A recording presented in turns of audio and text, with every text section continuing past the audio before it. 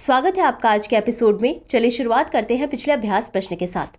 प्रश्न था, भारत मौसम विज्ञान विभाग यानी IMD के संदर्भ में निम्नलिखित कथनों पर विचार कीजिए। 1. यह देश की राष्ट्रीय मौसम विज्ञान सेवा एवं मौसम विज्ञान और संबद्ध विषयों से संबंधित सभी मामलों में प्रमुख सरकारी एजेंसी है। 2. यह भारत सरकार के पृथ्वी विज्ञान मंत्रालय की एक एजेंसी है।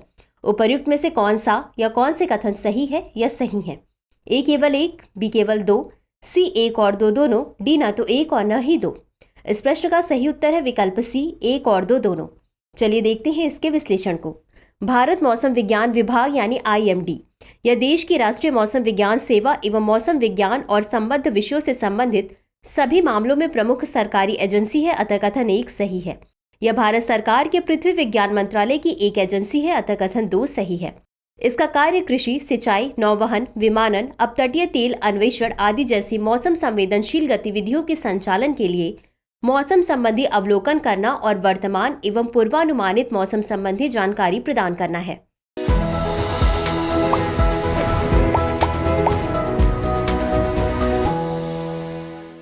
तो चलिए शुरुआत करते हैं आज के एपिसोड की पहले प्रश्न के साथ।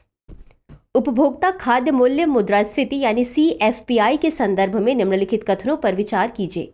1. यह उस दर की गणना करता है जिस दर से औसत परिवार द्वारा उपभोग किए जाने वाले खाद्य उत्पादों की कीमतें समय के साथ बढ़ रही हैं। 2. CFPI व्यापक उपभोक्ता मूल्य सूचकांक यानी CPI का एक उपघटक है, जहां भारतीय रिजर्व बैंक इस उद्देश्य के लिए CPI संयुक्त का उपयोग करता है। उपर्युक्त में से कौन सा या कौन से कथन सही नहीं है या नहीं है? A केवल 1, B केवल 2, C 1 और 2 दोनों, D न तो 1 और न ही 2। इस प्रश्न का सही उत्तर है विकल्प D न तो 1 और न ही 2।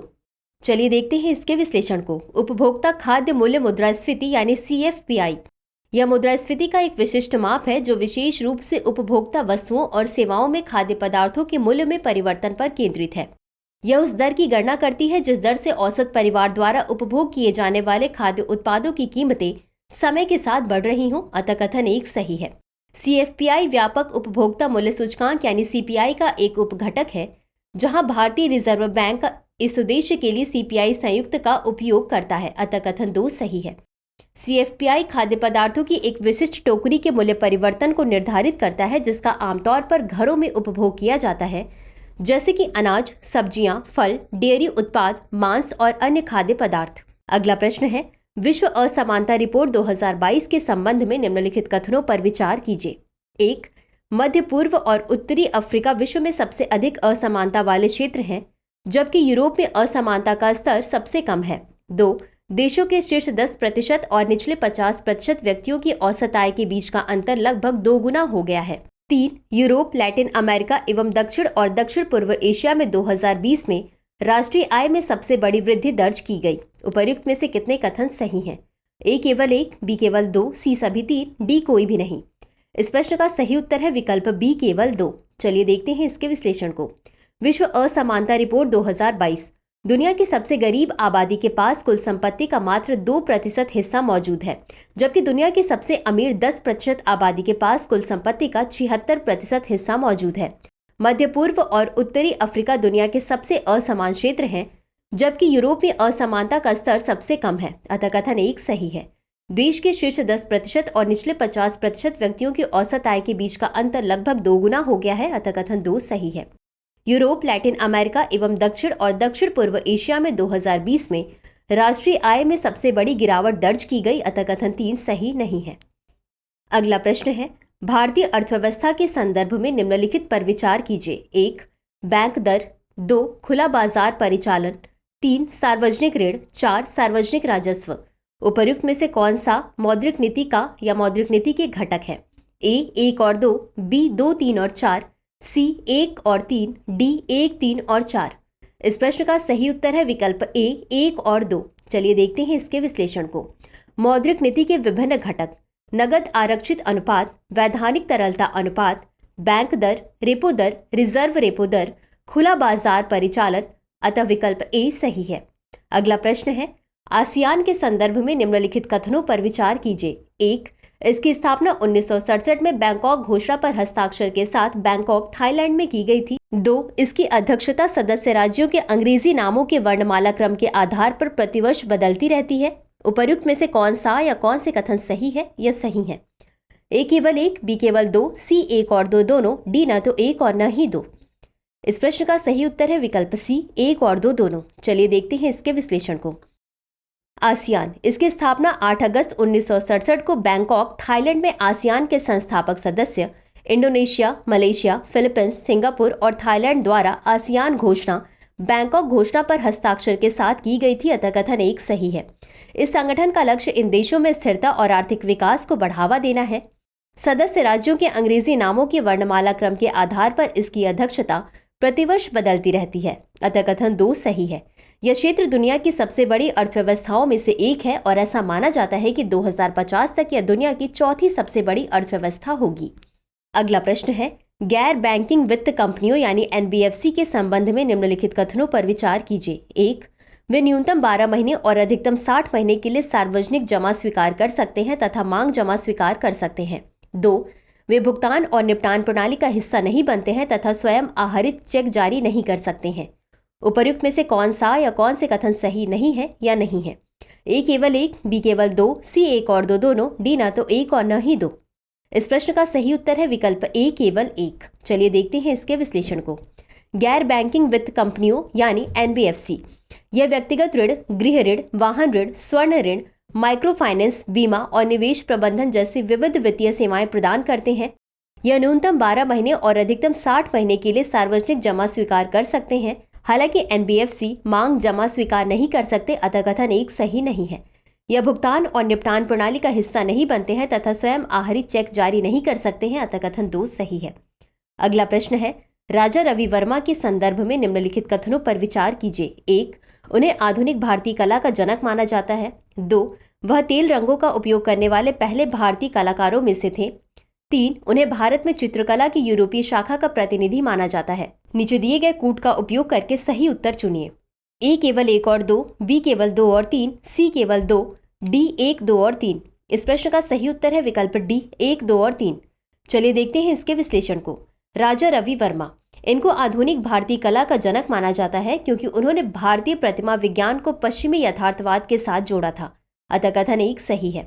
उनका प्रभाव कला, साहित्य, विज्ञापन, कपड़ा और हास्य पुस्तकों जैसे विविध क्षेत्रों में देखा जाता है। केरल के एक कुलीन परिवार में जन्मे राजा रवि वर्मा ने 22 वर्ष की उम्र में अपने पेशेवर कला करियर की शुरुआत की और तेल चित्रकला में महारत हासिल की। वह तेल रंगों का उपयोग करने वाले पहले भारतीय कलाकारों में से थे, अतः कथन दो सही है। उन्हें भारत में चित्रकला की यूरोपीय शाखा का प्रतिनिधि माना जाता है, अतः कथन तीन सही है। अगला प्रश्न है, दुर्गा 2 लेजर हथियार के संदर्भ में निम्नलिखित कथनों पर विचार कीजिए। एक, यह 100 किलोवाट का हल्का DEW है और साथ ही इसका उपयोग सशस्त्र बलों द्वारा किया जा सकता है। 2, इसे रक्षा अनुसंधान एवं विकास संगठन यानी DRDO द्वारा विकसित किया गया था। उपर्युक्त में से कौन सा या कौन से कथन सही है या सही है? ए केवल एक, बी केवल दो, सी एक और दो दोनों, डी न तो एक और न ही दो। इस प्रश्न का सही उत्तर है विकल्प बी, केवल दो। चलिए देखते हैं इसके विश्लेषण को। दुर्गा 2 लेजर हथियार यह 100 किलोवाट का हल्का DEW है और साथ ही इसका उपयोग सशस्त्र बलों द्वारा किया जा सकता है, अतः कथन एक सही नहीं है। इसका उद्देश्य भारतीय सशस्त्र बलों को ड्रोन, मिसाइल तथा तोपखाने के गोले सहित विभिन्न खतरों को निष्प्रभावी करने में सक्षम अत्याधुनिक तकनीक प्रदान करना है। दुर्गा 2 को DRDO द्वारा विकसित किया गया है, अतः कथन दो सही है। अगला प्रश्न है, मियावाकी पद्धति के संदर्भ में निम्नलिखित कथनों पर विचार कीजिए। एक, इसके प्रणेता जापानी वनस्पति वैज्ञानिक अकीरा मियावाकी हैं। 2, इस पद्धति में प्रत्येक वर्ग मीटर के भीतर 2 से 4 अलग अलग प्रकार के स्थानीय वृक्ष लगाना शामिल है। 3, यह विधि आत्मनिर्भर वृक्ष वृद्धि को बढ़ावा देकर छोटे भूखंडों पर तेजी से हरित आवरण बढ़ाती है। उपर्युक्त में से कितने कथन सही है? ए केवल एक, बी केवल दो, सी सभी तीन, डी कोई भी नहीं। इस प्रश्न का सही उत्तर है विकल्प सी, सभी तीन। चलिए देखते हैं इसके विश्लेषण को। मियावाकी पद्धति, इसके प्रणेता जापानी वनस्पति वैज्ञानिक अकीरा मियावाकी हैं, अतः कथन एक सही है। बता दें कि इस पद्धति में प्रत्येक वर्ग मीटर के भीतर 2 से 4 अलग अलग प्रकार के स्थानीय वृक्ष लगाना शामिल है, अतः कथन दो सही है। यह विधि 3 वर्षों के भीतर आत्मनिर्भर वृक्षों की पूर्ण परिपक्वता तक वृद्धि करके छोटे भूखंडों पर हरित आवरण को तेजी से बढ़ाती है, जिससे नियमित रखरखाव की आवश्यकता समाप्त हो जाती है, अतः कथन 3 सही है। अगला प्रश्न है, भारतीय खाद्य सुरक्षा और मानक प्राधिकरण यानी FSSAI के बारे में निम्नलिखित कथनों पर विचार कीजिए। 1, यह खाद्य सुरक्षा और मानक अधिनियम 2006 के तहत गठित एक वैधानिक निकाय है। 2. इसके पास देश में खाद्य सुरक्षा मानकों को लागू एवं निर्धारित करने के लिए नियम बनाने की शक्ति है। 3. इसके पास देश में खाद्य परीक्षण प्रयोगशालाओं के प्रत्यायन हेतु दिशा निर्देश स्थापित करने की शक्ति है। उपर्युक्त में से कितने कथन सही हैं? ए केवल 1, बी केवल 2, सी सभी 3, डी कोई भी नहीं। इस प्रश्न का सही उत्तर है विकल्प सी सभी 3। चलिए देखते हैं इसके विश्लेषण को। भारतीय खाद्य संरक्षण एवं मानक प्राधिकरण यानी FSSAI खाद्य सुरक्षा और मानक अधिनियम 2006 के तहत गठित एक वैधानिक निकाय है, अतः कथन 1 सही है। खाद्य सुरक्षा और मानक अधिनियम 2006 ने खाद्य अपमिश्रण निवारण अधिनियम 1954, फल उत्पाद आदेश 1955, मांस खाद्य उत्पाद आदेश 1973 जैसे अधिनियमों को प्रतिस्थापित कर दिया। यह केंद्रीय स्वास्थ्य और परिवार कल्याण मंत्रालय के तहत संचालित होता है। FSSAI के प्रमुख कार्य खाद्य सुरक्षा मानक निर्धारित करना। इसके पास देश में खाद्य सुरक्षा मानकों को लागू एवं निर्धारित करने के लिए नियम बनाने की शक्ति है, अतः कथन 2 सही है। खाद्य परीक्षण मान्यता। इसके पास देश में खाद्य परीक्षण प्रयोगशालाओं के प्रत्यायन हेतु दिशा निर्देश स्थापित करने की शक्ति है, अतः कथन 3 सही है। खाद्य सुरक्षा अनुसंधान। FSSAI का अनुसंधान एवं विकास प्रभाग खाद्य सुरक्षा मानकों के क्षेत्र में अनुसंधान हेतु उत्तरदायी है। ये लगातार अंतर्राष्ट्रीय खाद्य मानकों को अपनाने का प्रयास करते हैं। अगला प्रश्न है, एक्सोस्केलेटन प्रौद्योगिकी के संदर्भ में निम्नलिखित कथनों पर विचार कीजिए। 1. DRDO ने एक्सोस्केलेटन के लिए उभरती प्रौद्योगिकियों एवं चुनौतियों विषय पर अंतर्राष्ट्रीय कार्यशाला का आयोजन किया। 2. एक्सोस्केलेटन पहने जाने वाला उपकरण है जिसका उपयोग चिकित्सा, सैन्य, बचाव, संचालन, औद्योगिक तथा उपभोक्ता उपयोग जैसे विविध क्षेत्रों में किया जाता है। 3. बाल चिकित्सा एक्सोस्केलेटन गतिशीलता समस्याओं वाले बच्चों के लिए डिजाइन किए गए हैं। उपरोक्त कथनों में से कितने सही नहीं है?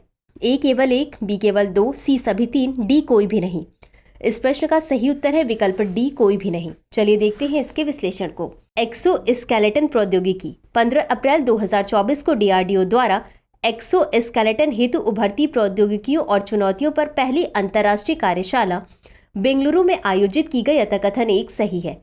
एक्सोस्केलेटन परिधेय उपकरण है जिन्हें मौलिक मानवीय कार्यों को सुविधाजनक बनाने के लिए डिजाइन किया गया है और चिकित्सा, सैन्य, बचाव, संचालन, औद्योगिक तथा उपभोक्ता उपयोग जैसे विविध क्षेत्रों में उपयोग किया जाता है, अतः कथन 2 सही है।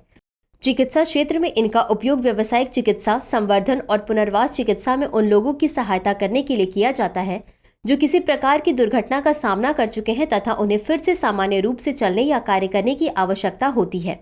बाल चिकित्सा एक्सोस्केलेटन की गतिशीलता संबंधी समस्याओं वाले बच्चों के लिए डिजाइन किया गया है, जैसे कि spinal muscular atrophy, spinal cord injury, cerebral palsy, muscle atrophy और मस्कुलर डिस्ट्रॉफी से प्रभावित बच्चे, अतः कथन 3 सही है। तो चलिए अंत में देखते हैं आज के अभ्यास प्रश्न को। क्षेत्रीय आर्थिक आउटलुक रिपोर्ट निम्नलिखित में से किसके द्वारा प्रकाशित की जाती है? ए. CRISIL, B. एशियाई विकास बैंक, सी. भारतीय रिजर्व बैंक, डी. अंतर्राष्ट्रीय मुद्रा कोष। इस प्रश्न का उत्तर कमेंट बॉक्स में जरूर दें। आज के लिए बस इतना ही। धन्यवाद। डियर व्यूअर्स, अपने एग्जाम की तैयारी को और बेहतर करने के लिए हमारे चैनल को लाइक, शेयर और सब्सक्राइब करना न भूलें।